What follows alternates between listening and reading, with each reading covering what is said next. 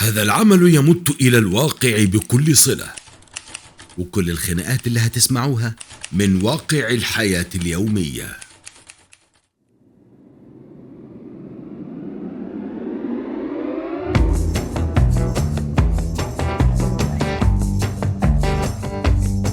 يجي ولا ما يجيش؟ الو. ايه يا حبيبتي، ازيك؟ عامله ايه؟ أهلا أهلا، إيه الأخبار؟ وصلت لحد فين؟ عندي خبر مش لطيف، بس اوعي تزعلي الله يخليكي. خير، قلقتني. بصي بصراحه انا مش هقدر اجي النهارده، بكره عندي شغل من الصبح بدري. تخيلي حتى يوم الاجازه مش عاتقني. معلش معلش، هتعمل إيه؟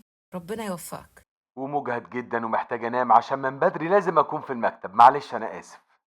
تمام تمام، روح نام تصبح على خير. اوعي تكوني زعلانة. انتي كنتي عارفة انه مش جاي كالعادة، لا ده انتي كنتي كمان مش عايزاه انه يجي اصلا. وجوده اصبح بيوترك. ما تضحكيش على نفسك.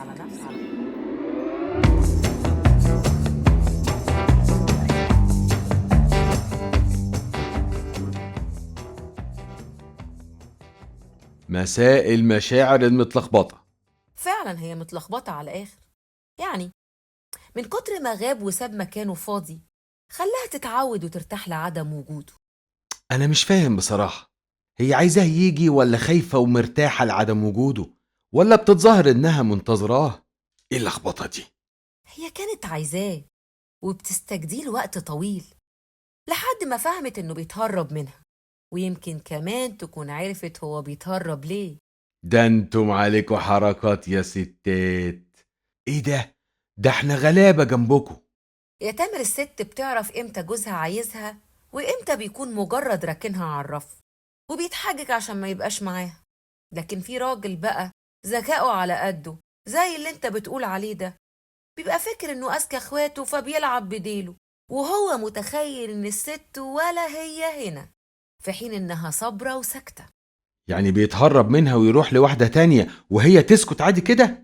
لا، هي بتتحرق من جواها، وبتاخد وقت طويل علشان تتأكد وتفكر هتعمل ايه.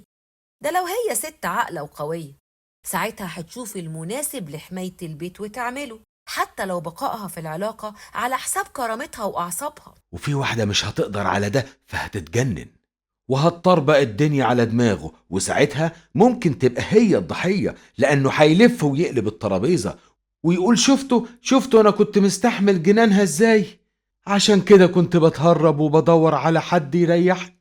أنا مبسوطة منك بشكل يا تامر. ليه بقى إن شاء الله؟ لأنك النهاردة لخصت في تعليقك ده لفة كبيرة، ما بنبقاش فاهمين هي بتحصل إزاي. يا نيروز، الراجل اللي بيحب مراته عايز يبقى متواجد جنبها باستمرار، فبينتهز أي فرصة علشان ما يبقاش بعيد، ولو في آخر الدنيا هيجي ويقعد معاها ولو ساعة. لكن اللي عايز يبعد ويهيص بره بيخلق 100,000 حجة وعذر علشان يفضل بعيد. والست اللي قلبها بيتكسر بعد ما تفهم حقيقة علاقة زي دي، بتبقى خايفة من وجود الراجل ده في حياتها أكتر من خوفها من الانفصال عنه. والاتنين صعب جدا الاختيار ما بينهم.